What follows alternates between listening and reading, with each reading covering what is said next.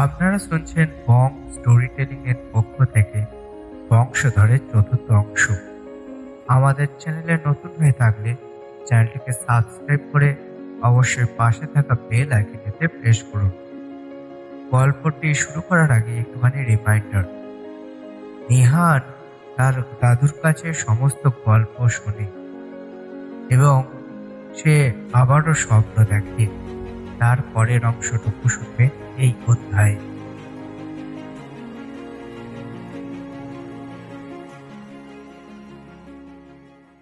নিহানের কাছে এই স্বপ্নের মানে কি?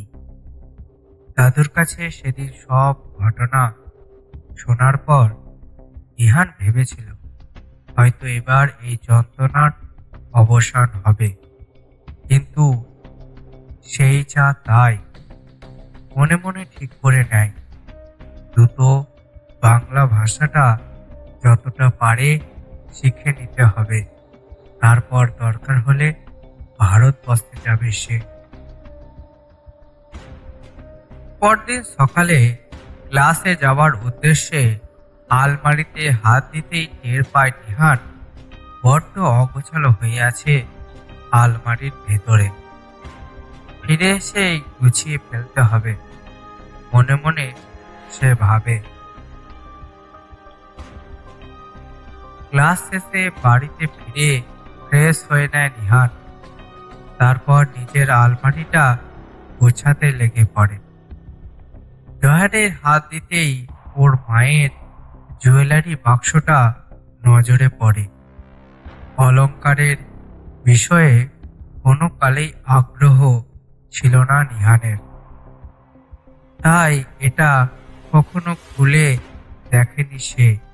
কিন্তু আজকে হঠাৎ মন চাইল ভেতরটা দেখতে।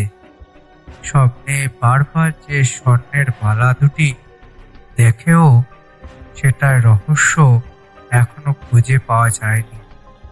সম্ভবত অবচেতনে সেই ধারণা থেকেই বাক্সটার দিকে হাত বাড়ায় নিহান। পাতলা রুমালে মোড়ানো বেশ কতগুলো অলংকার রাখা বাক্সে, সবই স্বর্ণের। নেড়ে চেড়ে সেগুলো দেখে নিহান। বাক্সের ডান পাশের কর্নায় একটা পুরনো কাপড়ের প্যাকেট রাখা।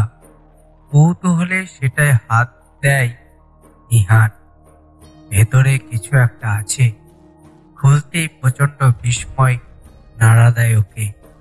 একটা স্বর্ণের বালা ওটার ভেতরে, ঠিক যেমনটা স্বপ্নে দেখে সে, ওই রকম, একই রকম নকশা করা। অজান্তেই নিজের হাতে পড়ে নেয় নিহান। কি রে নিহান, এতক্ষণ ধরে আলমারি গোছাচ্ছিস যে আজ?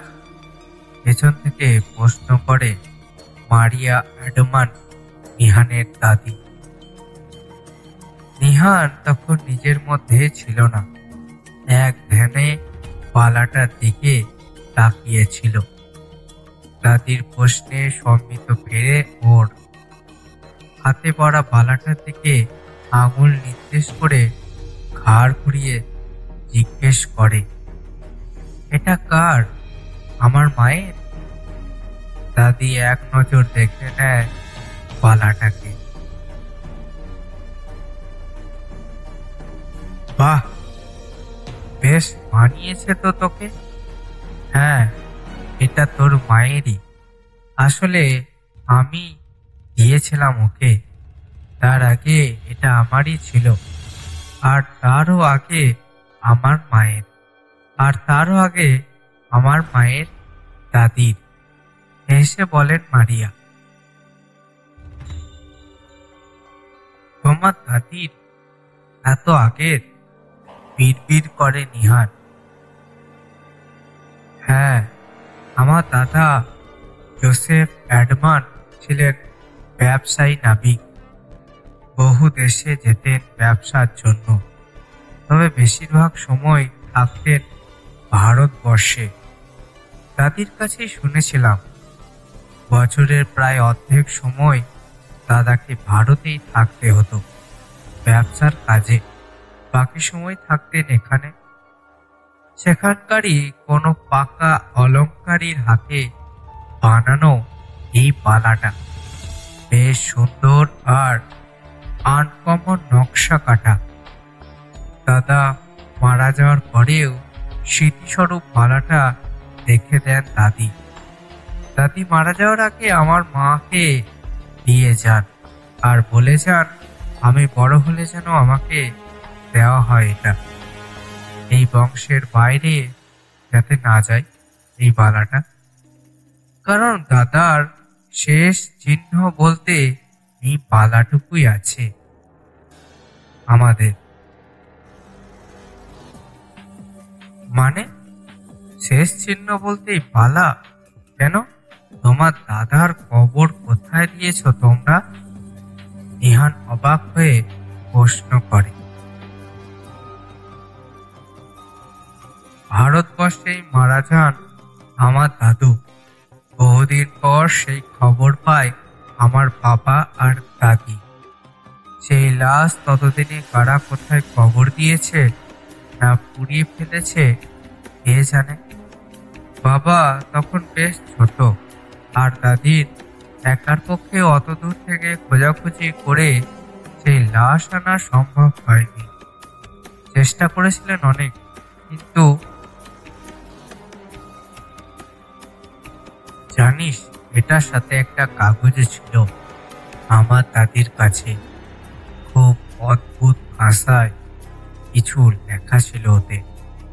আমি দেখে দিয়েছি কাগজটা, তারা দেখায় তোকে। নেহানের দাদি মারিয়া চাঞ্চল্য পায়ে নিজের ঘরের দিকে যান কাগজটা নিয়ে আসতে। অচেনা অক্ষরে লেখা কথাগুলির দিকে তাকিয়ে অবাক হয় নিহান। কোন দেশের কোন সময়ের ভাষা এগুলো? কি মনে হতে দৌড়ে দাদু অর্জুনের কাছে যায় নিহান। এই লেখাগুলি কি তুমি চেনো দাদু? হ্যাঁ, এটা তো সংস্কৃত ভাষায় লেখা। ছোটবেলায় টোলে এই ভাষায় শিখেছি আমরা লেখালেখির জন্য। এই কাগজ তুই কোথা থেকে পেলি? ওটা তো আমার দাদা তার স্ত্রীকে দিয়েছিলেন। এই ভাষা তুমি জানো? কি লেখা আছে ওতে? অর্জুনের স্ত্রী মারিয়া অবাক গলায় বলে। জোরের বেজোর অনেক দূরে, মাঝে মহাসাগর, জোরে তুই আপন আমার, তুই আমার ঘর। বিড়বিড়িয়ে লেখাটা পড়ে শোনায় অর্জুন। কি অদ্ভুত লেখা রে বাবা, মারিয়া নিজের মনেই বলে। ছোট কাপেল, একই রকম দুইটা বালার কথা লেখেনি তো এখানে। মাঝে মহাসাগর, দুই দেশ একই রকম দেখতে, দুটি বালা, দুটি জোসেফের খুব আপন ছিল। এরকমটাই কি বোঝাচ্ছে এই লাইন দুটোই? এক ঝটকায় কথাগুলো মাথায় আসে নিহানের। খানিকক্ষণ একটু ভাবে নিহান, তারপর ফস করে বলে ওঠে, দাদু আমি তোমাদের ভাষা শিখতে চাই।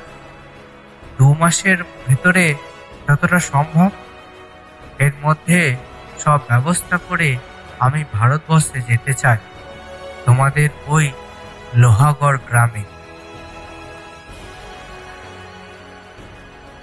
মাস 4 পর লোহাগড়ের ছোট্ট ছোট্ট ছেলেমেয়েরা ভিড় জমিয়েছে পুরান জমিদার বাড়ির সামনে।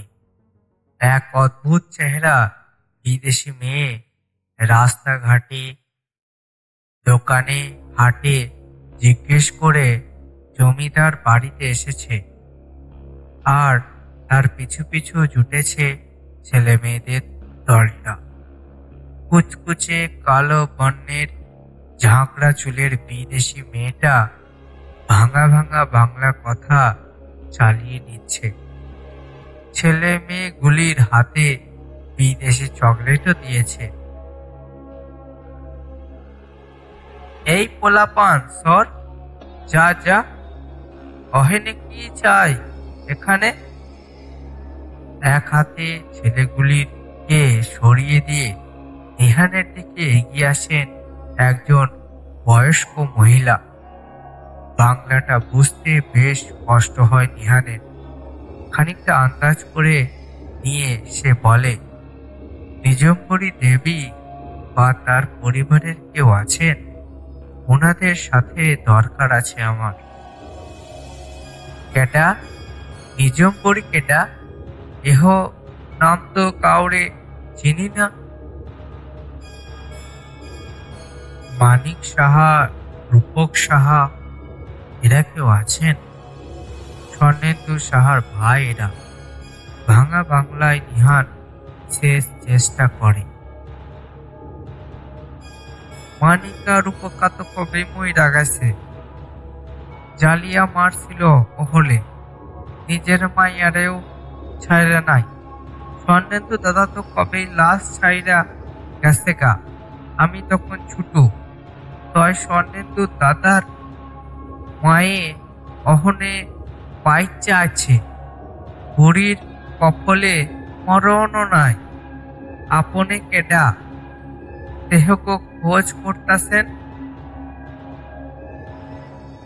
নিহান পুরো কথা না বুঝেও বুঝতে পারে তার দাদার ভাই মানিক সাহা আর রূপক সাহা আর বেঁচে নেই, কিন্তু তার দাদা মা নিজম্বরী দেবী আছেন এখনো।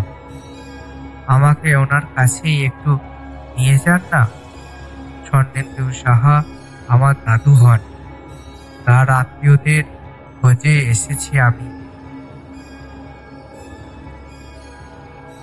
নিহানের কথা শুনে বড় বড় চোখ করে তাকিয়ে থাকেন মহিলা।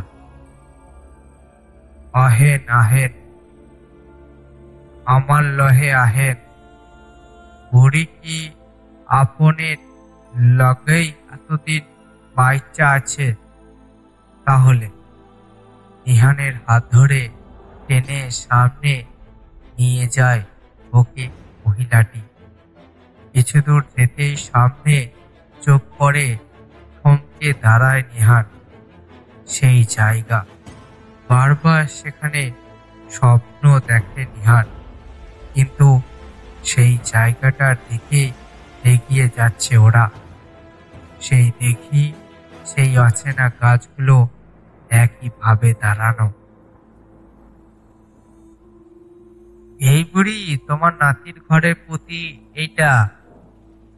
স্বর্ণেন্দার নাতিন সারাদিন ভিড় করে, একলাই বুড়ি আর এখানে বইয়া থাকে। যাও, এইটা তোমার বড় দাদি, তোমার দাদার মা। নিহান পায়ে পায়ে এগিয়ে যায় মাটিতে বসে থাকা বৃদ্ধার দিকে। হাঁটু কেড়ে সামনে বসলে পরে শুনতে পায় এক মনে বিড়বিড় করে চলেছেন তিনি, আইব, সে আইব। জ্ঞানী আমারে শাস্তি দেয় নাই, সে আইলে আমি শাস্তি পামু, সে আইব। বড় দাদু, জ্ঞানদা দাদু কই? বড় দাদু? নিহানের কথায় চমক ভাঙে বৃদ্ধার। এক দৃষ্টে ওর দিকে তাকিয়ে থাকেন তিনি। ধীরে ধীরে যেন ঘোরের ভেতর থেকে জাগছেন, এমন ভাবে নিহানকে দেখেন। আস্তে আস্তে বিস্ফারিত হয়ে ওঠে তার চোখ। জ্ঞানী, জ্ঞানী তুই আইসোস, আমারে মাফ কইরা দে, মাফ কর, বলে হাউমাউ করে কাঁদতে শুরু করেন বৃদ্ধা। বয়সের ভারে তুচ্ছ বৃদ্ধার দিকে অবাক হয়ে চেয়ে আছে। তখনও নিহান। হঠাৎ কি মনে হতে পাশের মহিলাটিকে প্রশ্ন করে নিহান, মরশুদাসী নামে কাউকে চেনেন আপনি? মহিলাটি অবাক হয়ে উত্তর করেন, আমার মায়ের নামই তো মরসু। এই জমিদার বাড়িতেই কাম করতো মায়ে। আমাকে ওনার কাছে একবার নিয়ে যাবেন? আপনে আপনের বড় দাদির কাছে বহেন, আমি মাইরে ডাইকা আনতাছি বলে মহিলাটি দৌড়ে চলে যান। খানিক বাদে আরেক বৌড়াকে সাথে নিয়ে ফেরত আসেন। আপনি জ্ঞানদাস সম্পর্কে কিছু জানেন? মরসু দাসী চোখে চোখ রেখে প্রশ্ন করে নিহান। হুবহু জ্ঞানদার মতো দেখতে এই মহিলাকে দেখার পর থেকে মরসুর গা হাত পা কাঁপছিল অনবরতই। এত বছর আগে রক্তাক্ত ইতিহাস আবার পুনর্জন্ম নিচ্ছে। কি হলো? আপনার নাম আমার চেনা। আমি জানি আপনি কিছু একটা জানেন। প্লিজ আমাকে বলুন, নিহান অনুরোধ করে। আমি জানি, ওই যে গিন্নিমা বইসা আছেন ওইখানে, এর পাশেই জ্ঞানীর কবর। অনেক বছর আগের কাহিনী। সাক্ষী খালি আমি আর আমার গিন্নিমা, আমরা পাই চাচ্ছি। বাকিরা যার যার পাপের শাস্তি পাইয়াছে।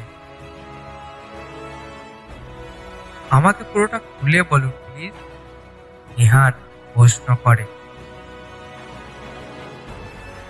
কইতাছি দাঁড়াও। জ্ঞানী চেহারা একেবারে তোমার লাহোর আসিল। আসলে তার দাদার এই দেশেই ছিল না। যুগেশ নাম ছিল জ্ঞানীর দাদার। কালা বিদেশি আসিল হেও। এই দেশে আইতো ব্যবসার জন্যে। বছরের অর্ধেক সময় এই দেশেই থাকতো। এখানেই বিয়া করছিল আমাগো গ্রামের এক বেটিরে।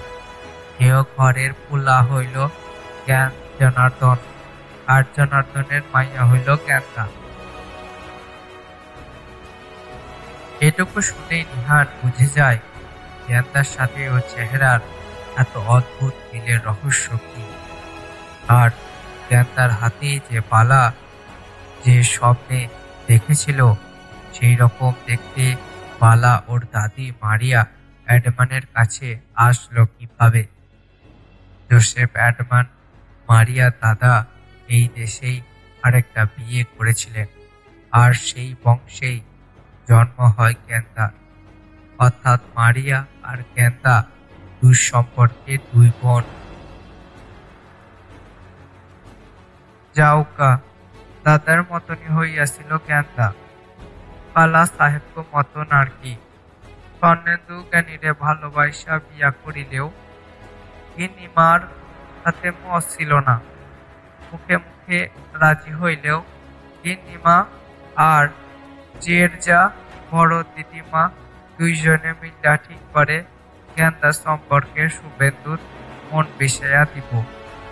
বড় গিন্নিমার পোলা মানিকের সাহায্যে নিয়া রাখাল শ্যামদাসের লোকে গেন্দা রটনা রটাইছে। হেয়া দুজনে তয় লাভ হয় নাই। শুভেন্দু বউরে বিশ্বাস করত নিজের চাইও বেশি। এহদিন রাতেই মিছামিছি আগুন লাগাইয়া স্বর্ণেন্দুরে গ্রামের বাইরে পাঠাইয়া জ্ঞানীরে ঔষধ দিয়া অজ্ঞান কইরা জ্যান্ত কবর দিয়া দেয়। গিন্নিমা আর বড় গিন্নিমা মিল্লা। আমি সেসব জানতাম না কিছুই। মাঝ রাইতে আমার পেটে চাপ দিলে দিঘির পাড়ে আইছিলাম পেট খালি করতে। তখন দেখি কার জানি গোঙানির আওয়াজ আস্তে আস্তে মাটির তলা থিকা জড়াইয়া বাড়িতে যাইগা আমি, কিন্তু মনে সায় দেয় না। ভোর রাতেই আবার ফিরে আসি। অল্প আলোতেই চোখে পড়ে খবরটা আমার। তাড়াতাড়ি মাটি সরাইয়া দেহি দেহি ভিতে জ্ঞানীকে ভৈরা ঘুরছে। ততক্ষণে দম গেছিল গা মাইয়াডার। বারান্দা ইয়া গিন্নিমা দেখা ফেলছিল আমারে। সোনাদা আর টাকা পয়সা দিয়া হুমকি দিছিল কারো কাছে কিছু কইতে আমারেও এমন মাটিতে তলায়া ধরায়া রাখবো। চুপ হইয়া গেছিলাম আমি। একটানে কথাগুলো বলে থামেন সরু সুদাসী।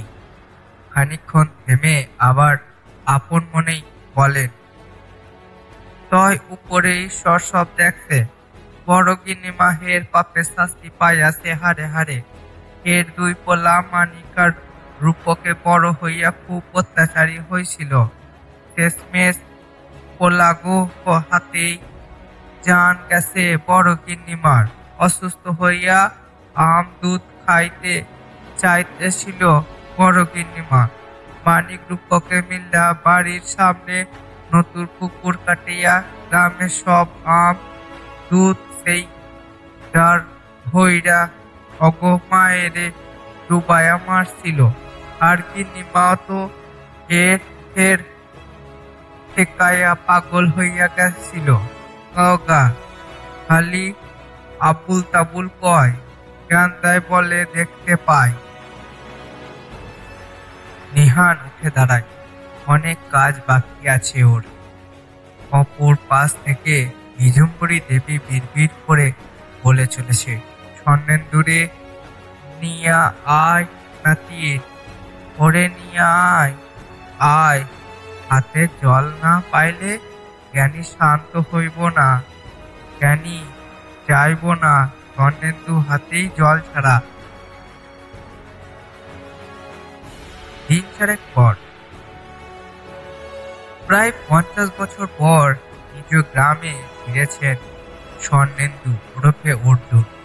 পর্তুগাল থেকে রওনা দেওয়ার সময় ইহানি তাকে বলে এসেছিল দিন তিনেক বাদে চলে আসতে।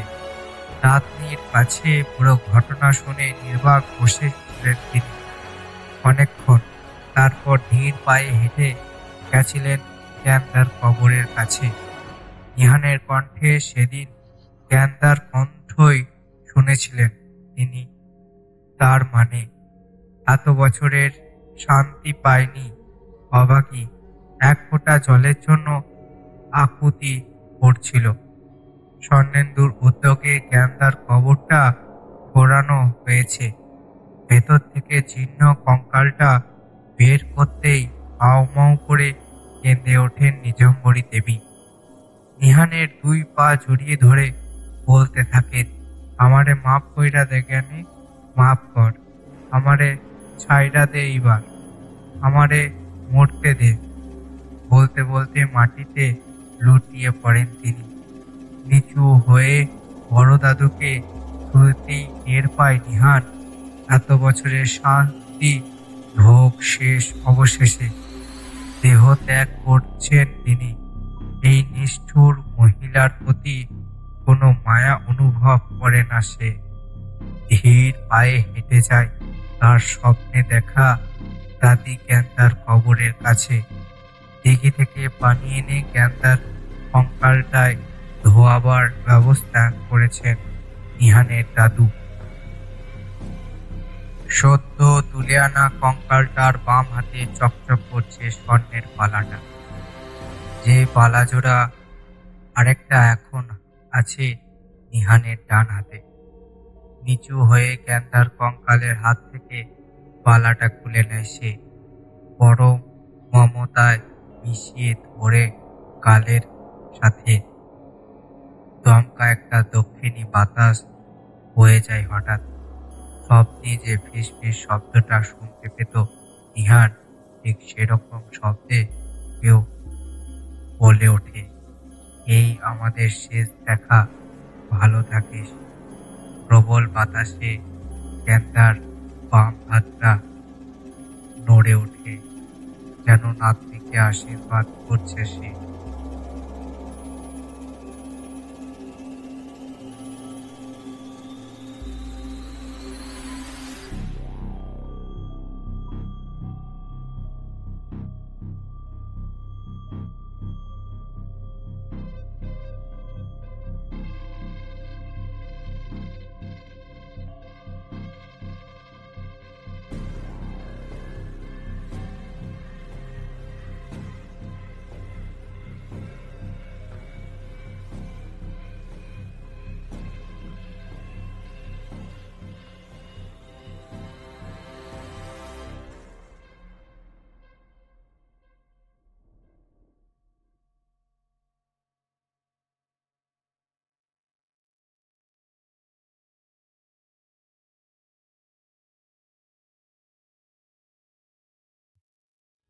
এতক্ষণ শুনছিলেন আপনারা বংশধর গল্পের অন্তিম অংশ।